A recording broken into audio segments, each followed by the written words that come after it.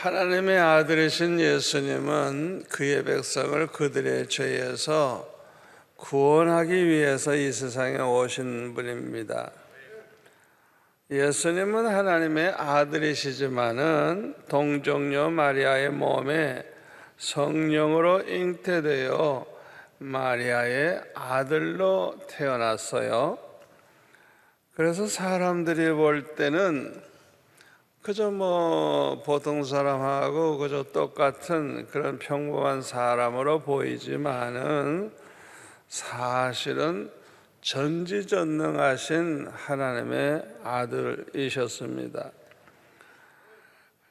우리 예수님은 요한복음 1장에 보면 하나님의 아들이실 뿐만 아니라 하나님이시라 그랬어요. 그래서 우리 예수님으로 말미암지 않고 이 세상에 창조된 게 없다고, 예수님으로 말미암아 창조됐다는 걸 요한복음 1장에서 말씀하고 있습니다. 이와 같이 우리 예수님은 전지전능하신 분이에요. 그렇기 때문에 예수님에게는 어떤 문제도 문제가 되지 아니했습니다. 그래서 성경에 보면 어떤 병에 걸려 있어도 예수님께 나오기만 하면 다 치료받았어요. 한 사람도 그냥 보내신 적이 없어요. 소경이 찾아오면 소경의 눈을 뜨게 해주시고, 나병 환자가 예수님 앞에 나오면 나병이 낫고, 아멘. 심지어는 죽은 자도 살리셨어요. 야이로의 딸이 죽었을 때 예수님께서 그를 일으키시고 살리셨어요. 나인성 과부의 아들이 이제 장례식 지낸다고 입관해가지고 이제 무덤을 향해서 가다가 예수님을 만났어요. 그때 예수님께서 일어나라 하니까 그 죽은 청년이 일어났어요. 그런데 오늘 보면 23절에 보면 예수님은 죽은 지 나흘 된 나사로도 다시 살리시겠다고 말씀을 하셨습니다. 그런데 이상하게 그 마르다의 그 반응을 보면요, 좀 단순하지 않아요. 그냥 주님이 살리시겠다고 하면 그냥 기뻐하고 감사해야 되는데 그 반응을 보면은 좀 이상합니다. 왜 그랬을까? 24절에 보니까 마르다는 마지막 날 부활 때에는 다시 살아날 줄을 내가 아나이다. 아니, 지금 예수님은 지금 살리시겠다고 그러는데 그걸 그대로 받아들이질 않고 마지막 때 예수님 재림하실 때 그때 살아날 줄 안다고 이야기를 했습니다. 왜 이 마르다의 반응이 이랬을까? 첫째로는 나사로가 죽은 지 나흘이나 됐고요, 그 몸이 썩어서 냄새가 날 정도로, 그러니까 좀 이렇게 더 이상 기대할 게 없는, 그냥 죽어도 다시 살아날 거니까 그렇게 반응을 했을지도 모르겠습니다. 또 하나는요, 다시 살아난다고 해도 남자는 남자로 살아나고 노인은 노인으로 살아나고, 살아난다고 해도 또 늙고 병들어서 또 죽잖아요. 그렇죠? 그래서 우리 예수 믿어 구원받은 사람들은 이 세상에서 죽으면 다 낙원에 갈 것이니까 오히려 이 세상에서 고생하면서 사는 것보다 빨리 죽는 것이 더 나을지 모른다 하는 그런 생각을 했기 때문인지 모르겠습니다. 저도 어렸을 때 아주 은혜는 충만히 받고 구원의 확신을 가지고 그냥 충성하면서 살았지만은 너무 살아가는 게 고생이 되고 힘드니까 차라리 빨리 죽고 싶어요. 왜? 아니, 나같이 구원받은 사람은 낙원에 가서 예수님 만나서 얼마나 편안하게 잘 살 텐데 이 세상에서 그냥 밤낮 죄와 싸워야 되고 먹고 사느라고 발버둥 쳐야 되고 그렇게 사는 게 저는 싫었어요. 이런 세상이라면 나는 빨리 가는 게 좋겠다. 그래가지고 어떻게 죽을까 하다가 금식 기도하다 죽으면 되겠구나. 그래서 금식 기도하다가 사흘 만에 주님이 찾아오셔서 참 부활하신 주님을 만났습니다마는 또 기도를 해도 낭떠러지 끝에 가서 기도하는 거예요. 그래서 몸부림치다가 실수해서라도 떨어지면 자살은 아니잖아요. 그러니까 일부러 산봉우리를 올라가도 낭떠러지 옆으로 올라가요. 왜? 떨어지면은 그건 자살이 아니고 실수니까. 얼마나 내가 주님의 마음을 애매했는지 몰라요. 그렇게 저는 이 세상에서 뭐 그렇게 오래 살 필요 있나? 빨리 주님 앞에 예수 믿는 사람은 빨리 갈수록 좋다. 그렇게 생각을 했습니다. 그러나 예수님은 죽은 지 나흘 된 나사로를 말씀하신 대로 살리셨어요. 이것은 예수님이 그리스도시요 살아계신 하나님의 아들이심을 믿기 위해서 모든 사람이 믿을 수 있게 하기 위해서 그렇게 하신 것입니다. 그러므로 마르다는 27절에 보면 주여 그러하외다 주는 그리스도시요 세상에 오시는 하나님의 아들이신 줄을 내가 믿나이다 이렇게 고백을 하고 있습니다. 성경에 보니까요 누구든지 예수님께 나오는 사람은 다 축복받았어요. 그렇죠? 하여튼 예수님께 나오는 사람은 다 축복받았어요. 그러나 예수님을 찾지 아니함으로 축복을 받지 못한 사람이 더 많은 것 같아요. 그래서 누가복음 4장 27절에 보면 예수님은 이렇게 말씀하셨어요.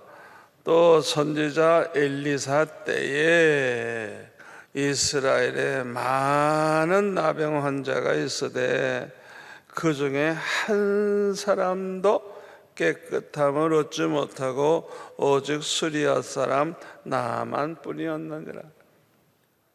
여러분 생각해 보세요. 엘리사 선지자가 엘리야보다도 더 능력이 많았어요. 뭐 그냥 얼마나 많은 참 기적과 같은 일을 행했는지 몰라요. 그러니까 나병 환자들이 엘리사를 찾아갔다면 치료해 줬을 거예요. 고쳐줬을 거예요. 근데 아무도 안 왔다는 거예요. 아무도 안 왔다는 거예요. 이방인 나만 장군 오직 그 한 사람밖에 안 고쳤다는 거예요. 그러니까 우리가 얼마나 어리석어요. 얼마나 어리석어요. 주님을 찾으면 되는데 주님 앞에 그 문제를 가지고 나오면 되는데 이 바보들이 주님을 찾지 아니함으로 말미암아 그 좋은 기회를 다 놓친 거예요. 예수님에 대한 소식을 들었다고 하면 백리 밖에서라도 와서 예수님 만나기만 하면 문제가 다 해결되는데, 성경에 보면 소수의 사람들이 예수님 만나서 축복받았지 모든 사람이 그렇게 하진 않았단 말이에요. 저와 여러분도 그런 실수하지 마세요. 주님 찾으면 살 길이 열립니다. 어떤 문제라도 주님께 나아가면 해결됩니다. 왜 주님을 찾지 않아요? 왜 엎드려 기도하지 않아요? 왜 구하지 아니하냐고요? 얼마나 어리석은 일입니까?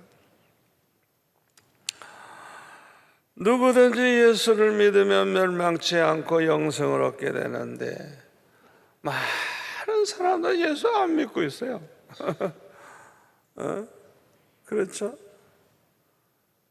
예수를 믿기만 하면 멸망하지 않고 영생을 받게 되는데 이 세상에는 예수 믿는 사람이 적어요. 안 믿는 사람이 많아요. 우리 예수님은 전지전능하시기 때문에 불가능이 없으십니다.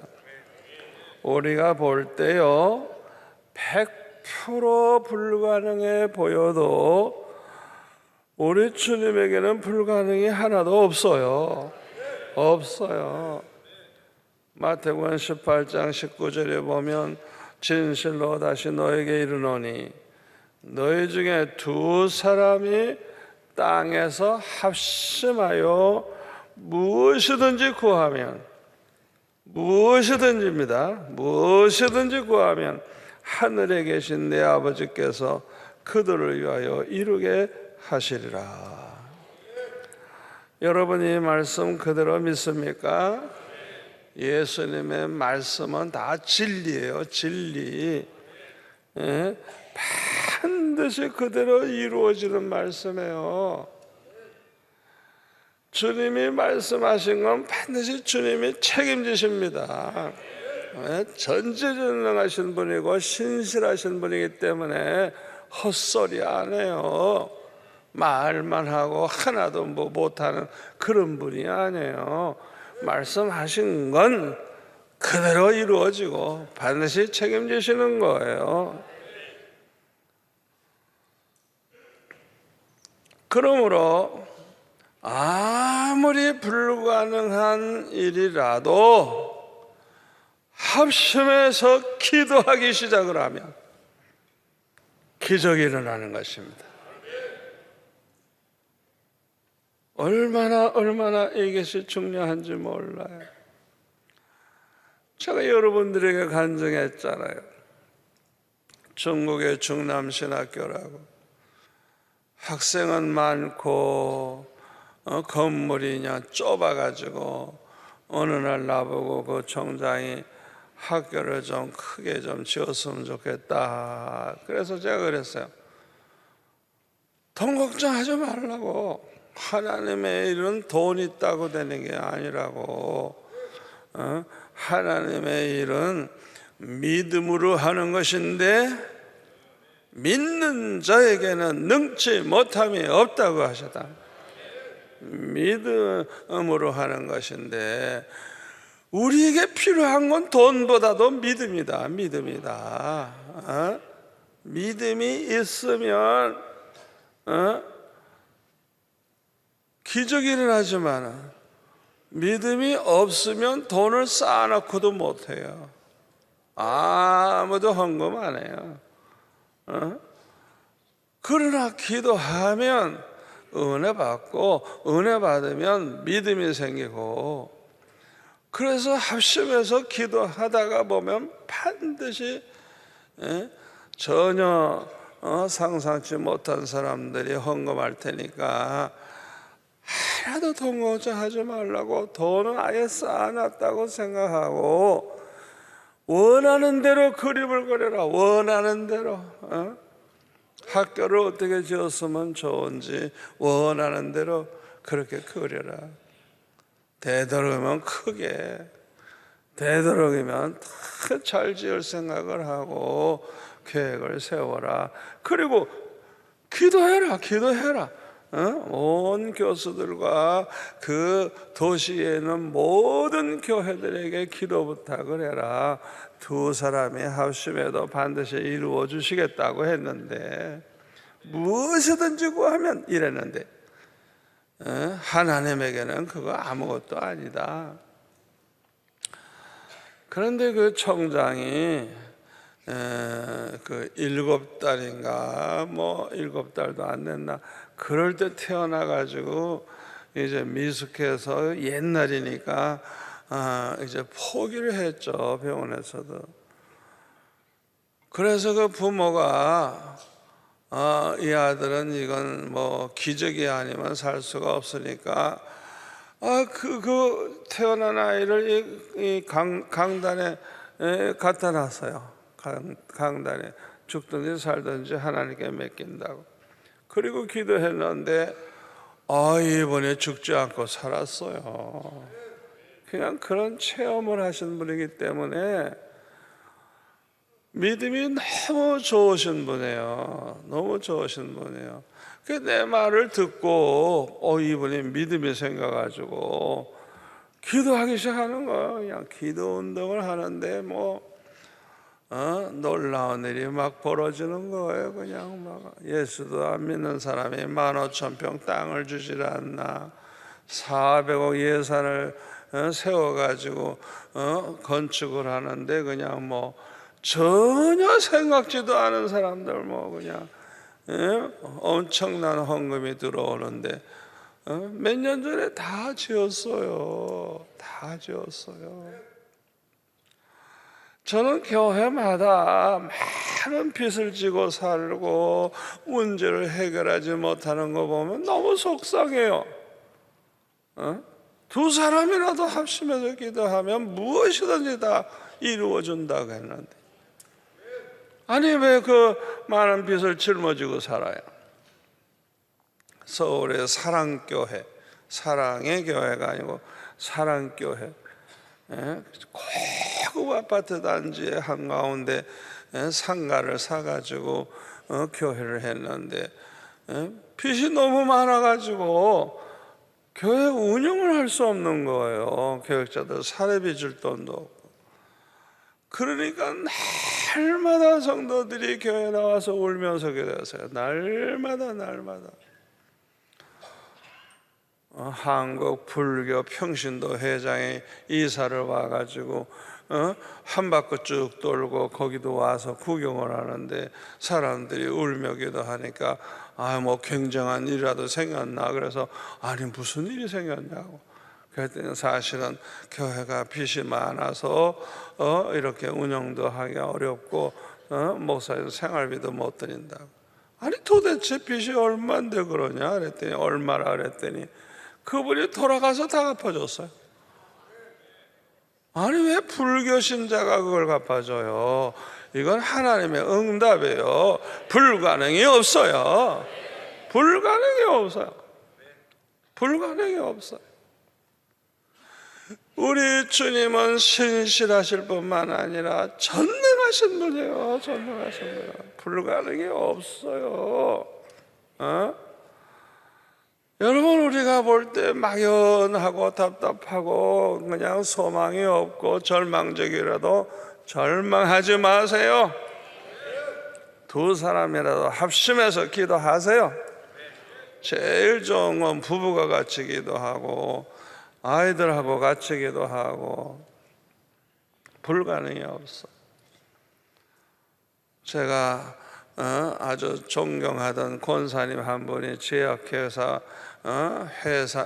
회장님인데 박정희 대통령 때 세무감사 온다고 연락이 왔어. 그때 세무감사 걸리면 회사 안에 여러 가지 문제가 많기 때문에 문 닫아야 돼요.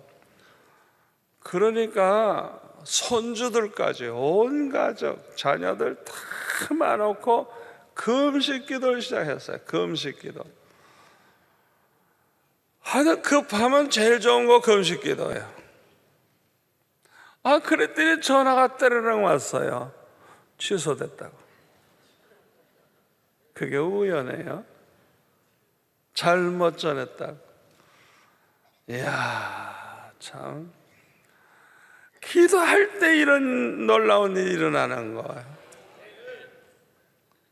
불가능이 없어요. 불가능이 없어요. 여러분들이 정말 예수님 말씀 그대로 믿고 진리의 말씀 그대로 믿고 그대로 된다는 걸 믿고 꼭 실천하시기를 바랍니다. 이와 같이 예수님은 전지전능하신 하나님의 아들이시지만은 유대 땅 베들레헴 마곡간에서 태어나시는 순간부터 33세에 십자가에 못 박혀 돌아가시는 그 순간까지 얼마나 많은 고난을 받으셨는지 몰라요. 그리고 오병이어로 5,000명을 먹이고도 12바구니나 남기는 그런 분인데 예수님은 아주 가난하게 사셨어요. 왜 가난하게 사셨느냐? 고린도후서 8장 9절에 보면 우리 주 예수 그리스도의 은혜를 너희가 알거니와 부여하신 자로서 너희를 위하여 가난하게 되심은 뭐라고요? 그의 가난으로 말미암아 너희를 부여하게 하려 하심이라. 아멘. 예수님께서 우리의 죄값을 지불하기 위해서 십자가에 못 박혀 돌아가신 것처럼 이건 죄 문제만 해결한 게 아니에요. 우리가 받은 모든 율법의 저주에서 속량해 주시기 위해서 그렇게 하신 거예요. 아멘. 그러니까 예수님은 저와 여러분이 가난하게 사는 걸 원치 않아요. 우리를 부욕해 하기 위해서 예수님은 능히 부유하게 사실 수 있는데도 불구하고 가난하게 사셨어요. 우리 대신 가난하게 삶으로 우리를 부욕해 하기 위해서 그렇게 하셨다는 거예요. 여러분, 이 말씀을 우리가 그대로 믿는다고 하면 예수 믿어 구원받은 하나님의 자녀들은 부유해져야 돼요. 아브라함이 축복받은 것처럼 믿음의 사람들은 다 아브라함처럼 축복을 받아야 돼요. 아니, 그런데 왜 못 받아요? 왜 밤낮 그렇게 못 살아요? 제가 어렸을 때도 너무너무 가난하고 못 살아가지고 아주 그냥 고생을 많이 했습니다만 대학교 졸업식 날 끝나고 교회 와서 기도할 때 주님은 나에게 말씀하셨어요. 저를 묶어 놓으셨대요. 부욕해 하면 안 돼. 시간을 주면 안 돼. 인물 잘났지, 인류 학교 다니지, 돈 있고 시간 있어 보세요. 얼마나 유혹도 많고 죄도 많이 범하고 쓸데없는 짓. 그러니까 주님께서 그냥 절대로 내가 신학교 가기 전까지는 풀어주질 않는 거예요. 그냥 완전히 그냥 가면 갈수록 더 힘들게 꼭 묶어 놓으신 거예요. 그냥 한눈 팔지 못하도록. 그런데 왜 그렇게 하셨을까 생각해 보니까, 첫째, 나 같은 사람은 얼마나 교만해지겠어요. 어려움이 없이 돈도 많고 시간도 많고 뭐 하고 싶은 거 다 하면, 첫째는 교만, 두 번째로는 방탕하기가 쉬워요. 하나님은 막 부어주고 싶은데, 뭐 돈이 많아지면, 우리 교인도 가만히 보면 몇백억씩 있는 분들은 뭐 그냥 뭐 주일에 한 번 나오면 잘 나오는 거야. 새벽은 상상도 못하고 뭐 수요일도 나오고 그러면 아이고 저것들 미쳤지, 뭐더러 저렇게 열심인고. 자기는 배가 부르니까 기도할 일도 별로 없어요. 그런 모습을 보신 우리 하나님이 얼마나 탄식하시겠어요. 그러니까 제가 어렸을 때 왜 기도 많이 했어요? 먹을 것도 없고 너무너무 어려우니까 그냥 밤낮 그냥 목숨 걸고 기도했잖아요. 그런데 부유하고 시간이 많아 보세요. 기도해요 어디? 방탕하기 쉬운 거예요. 방탕하기 쉬운 거예요. 그것뿐만 아니라 그 말씀대로 살기가 너무 어려워집니다. 여러분 생각해 보세요. 돈 많고 시간 많아 보세요. 그냥 뭐 이것저것 그냥 뭐 마음대로 할 수 있으니까 말씀대로 살 수가 없어요. 그렇기 때문에 우리 하나님은 우리를 부욕해 하기 위해서 가난해지셨는데도 하나님이 풀어주지 않는 거예요. 그러니까 우리가 결심하시면 돼요. 결심하시면, 첫째는 내가 절대 교만하지 않고 겸손히 살아야 되겠다. 두 번째로는 아무리 축복하셔도 나는 방탕하지 않고 거룩하게 살아야 되겠다. 세 번째로는 어떤 일이 있어도 나는 말씀대로 살아야 되겠다. 여러분 말씀대로 살아보세요. 들어와도 복 받고 나가도 복 받고 손으로 하는 모든 일에 복을 받고, 말씀대로 살아보세요. 항상 복을 누리면서 살게 되고 행복하게 살 수가 있는 거예요. 결심하세요. 결심하세요.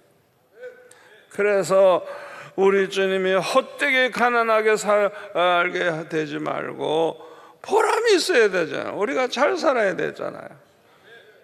예수님이 대신 다 가난하게 살았으니까. 그뿐 아니라 예수님은 그 크신 능력을 자신을 위해서는 한 번도 사용하지 아니하셨습니다. 예수님을 십자가에 못 박아 죽이려는 그 원수들을 12군단 더 되는 천군 천사를 불러가지고 그냥 한순간에 다 없애버릴 수도 있어요.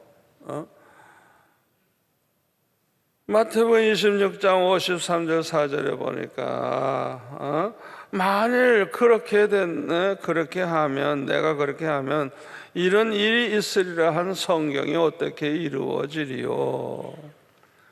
예수님은 철저하게 하나님 말씀 성경에 기록된 대로 그렇게 사셨어요. 그러니까 예수님이 전능하시니까 얼마든지 십자가에 못 박히지 않아도 돼요. 천군 천사 그냥 보내가지고 다 원수 멸하면 돼요. 그래도 그렇게 하지 않은 거예요. 왜요? 예수님은 하나님 아버지의 뜻을 따라 그의 백성을 그들의 죄에서 구원하기 위해서 이 세상에 오셨기 때문입니다. 그래서 마가복음 10장 45절에 보면은 인자가 온 것은 섬김을 받으려 함이 아니라 도리어 섬기려 하고 자기 목숨을 많은 사람의 대성물로 주려 함이니라. 그래서 우리 예수님은 자신의 몸을 우리를 구원하기 위한 대성물로 주기 위해서 오셨기 때문에 원수들에게 붙잡혀서 두 손과 두 발에 못 박히시고 이제 그 십자구에 매달리실 때 전혀 힘없는 사람처럼 원수들이 때리면 맞고 십자가에 못 박히실 때는 그대로 십자가에 그냥 못 박히신 거예요. 이렇게 되니까 마치 죽음의 권세가 승리한 듯 싶었어요. 마가복음 15장 33절에 보면은 제6시가 되면 온 땅에 어두움이 임하여 제9시까지 계속되더니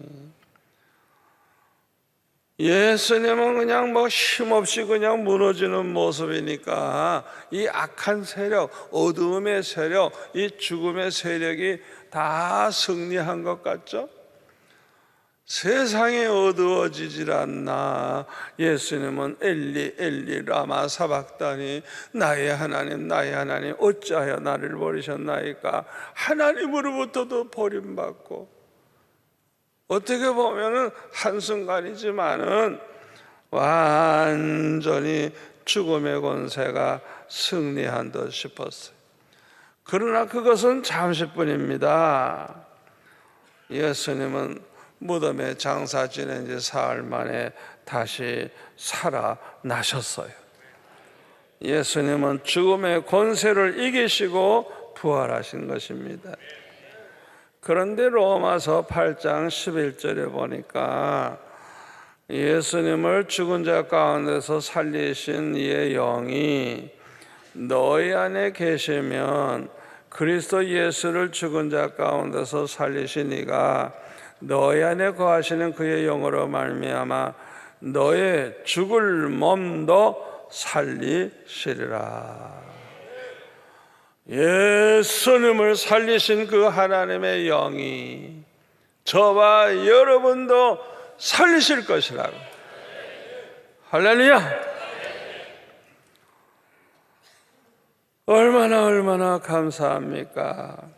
그래서 오늘 본문 요한복음 11장 25절에 보면 예수께서 말씀하십니다. 나는 부활이요 생명이니 나를 믿는 자는 죽어도 살겠고 무릇 살아서 나를 믿는 자는 영원히 죽지 아니하리니 이것을 내가 믿느냐. 우리 주님께서 이렇게 말씀하셨어요.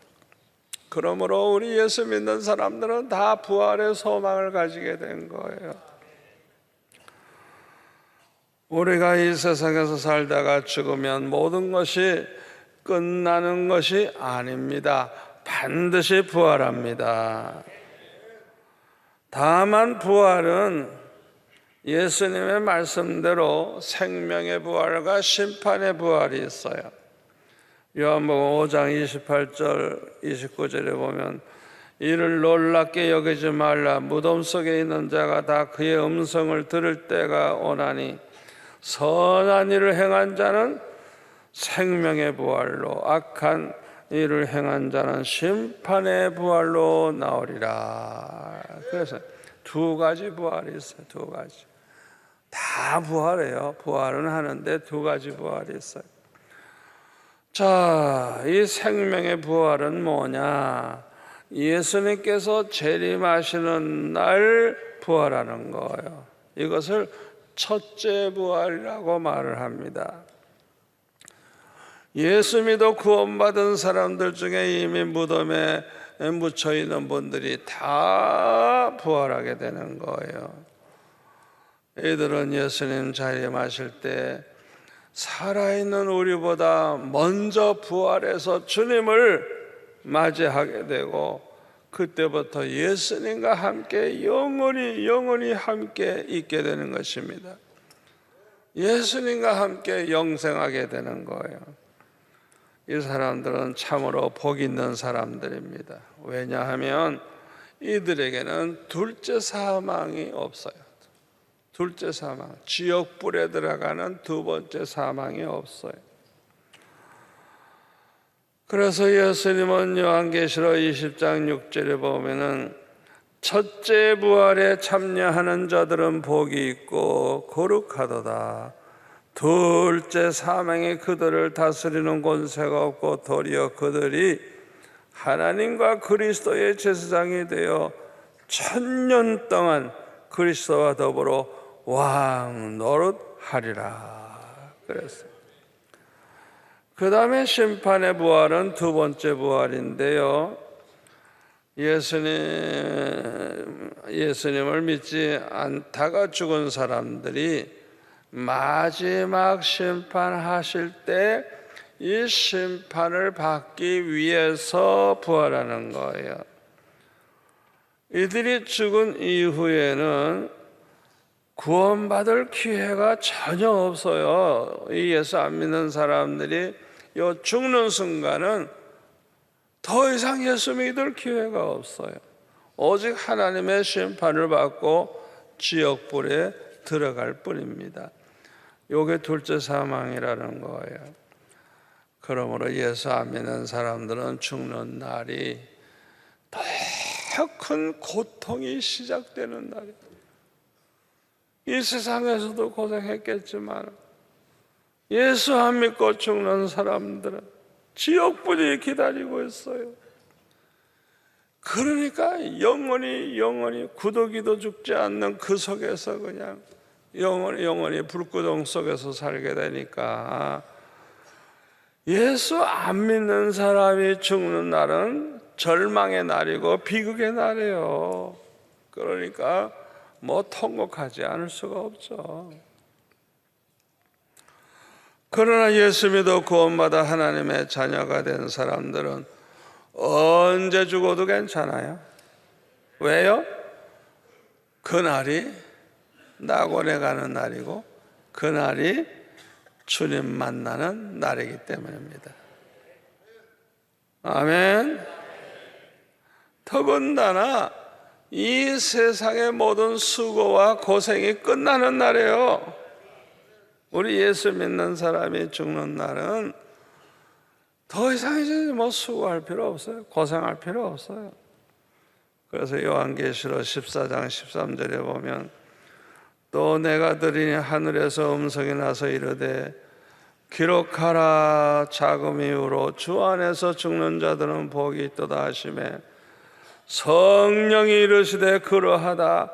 그들이 수고를 끝이고 쉬리니 이는 그들이 행한 일이 따름이니라 하시더라.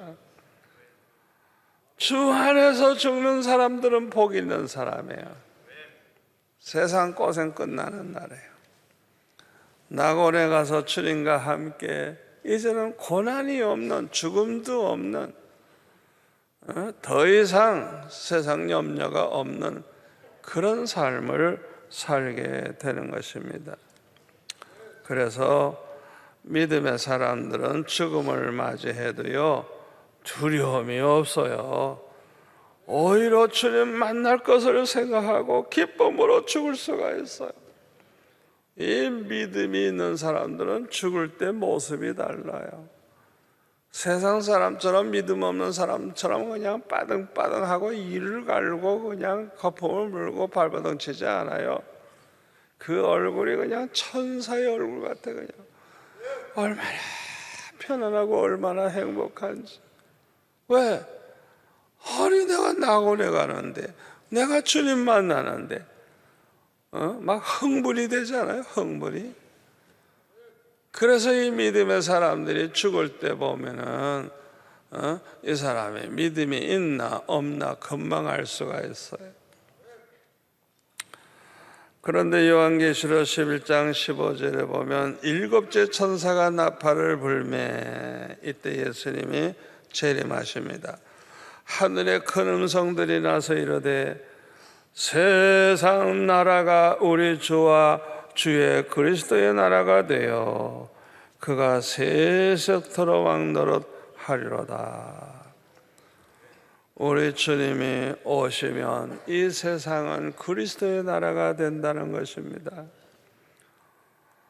이때 요한계시록 20장 1절부터 보면은 또 내가 범에 천사가 무저갱의 열쇠와 큰 쇠사슬을 그의 손에 가지고 하늘로부터 내려와서 용을 잡으니 곧 옛뱀이요 마귀요 사탄이라 잡아서 1000년 동안 결박하여 무저갱에 던져 넣어 잠그고 그 후에 임봉하여 1000년이 차도록 다시는 만국을 미혹하지 못하게 하였는데 그 후에는 반드시 잠깐 놓이리라.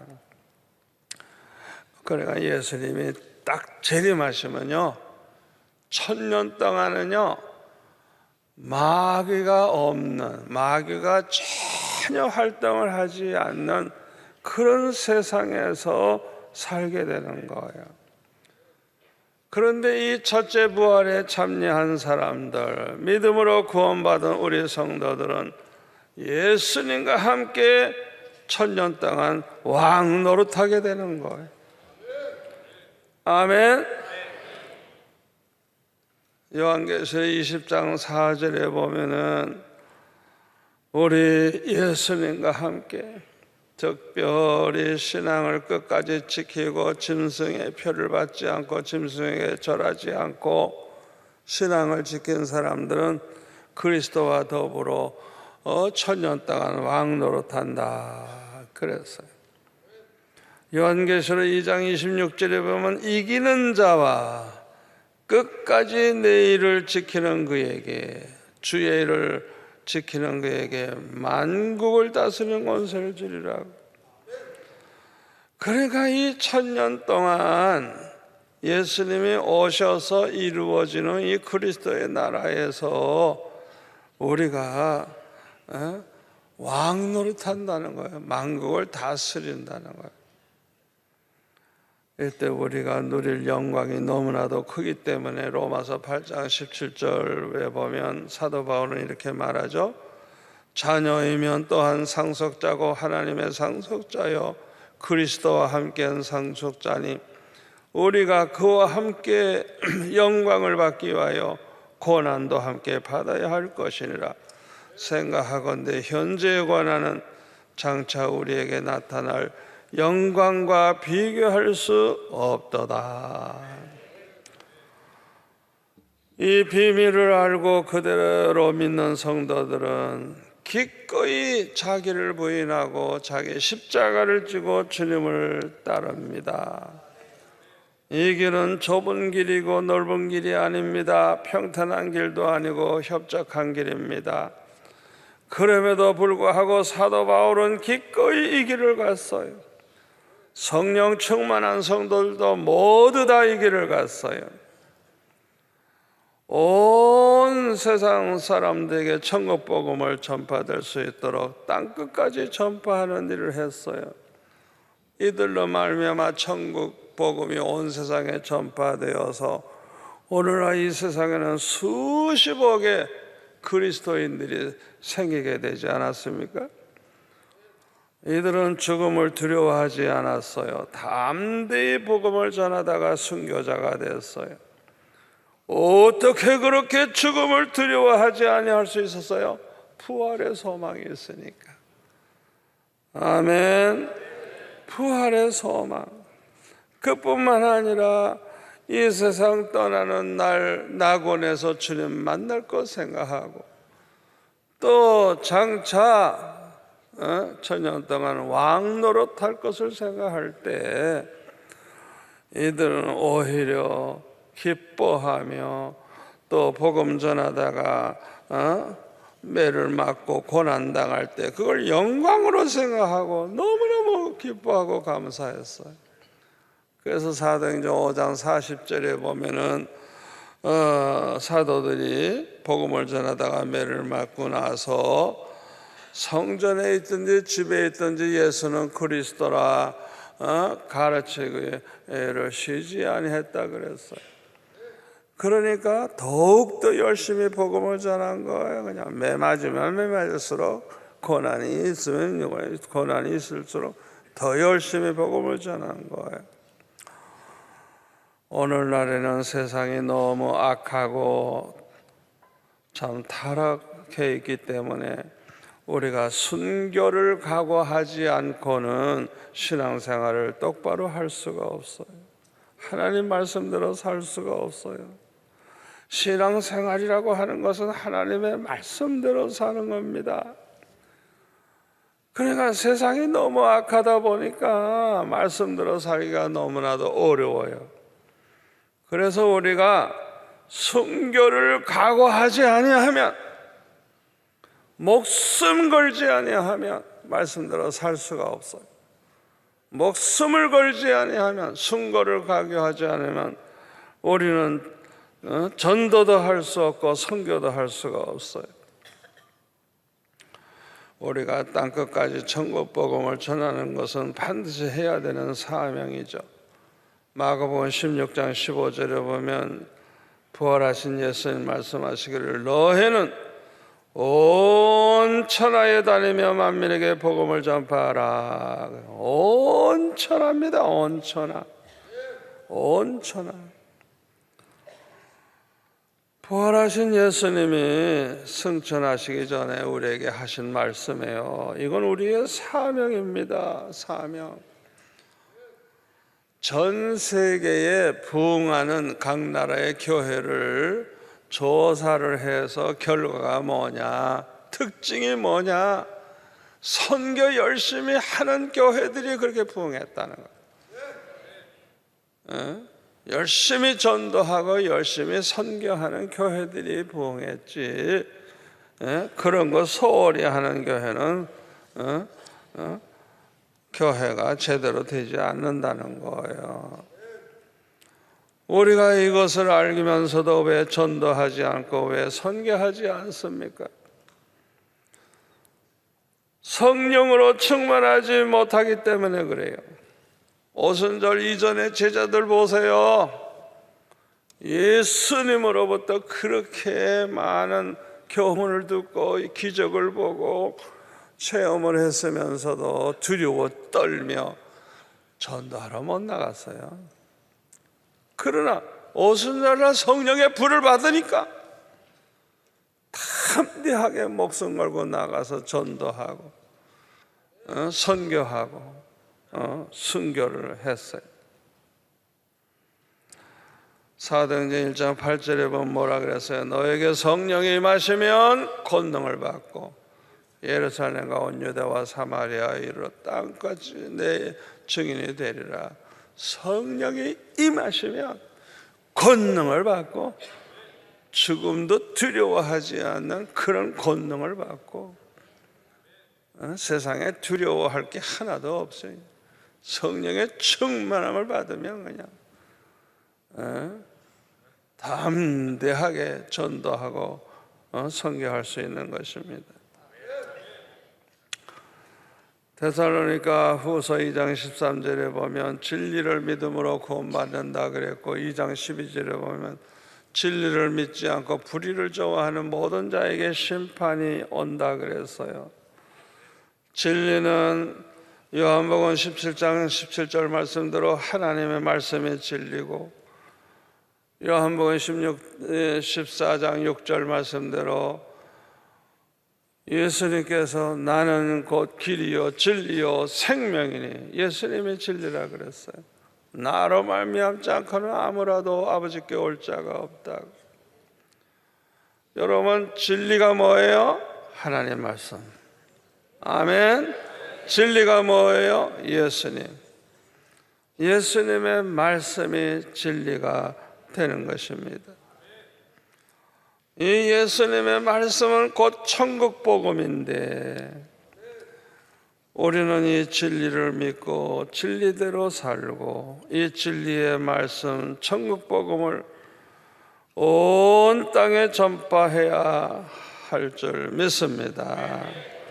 그래서 수많은 영혼들을 구원하는 일을 끝까지 하다가 끝까지 차지하다가 주님 앞에 가면 이 사람들은 천년왕국에서 만국을 다스리는 권세를 받게 되는 거예요. 장차 받을 영광이 너무너무 큰 거예요.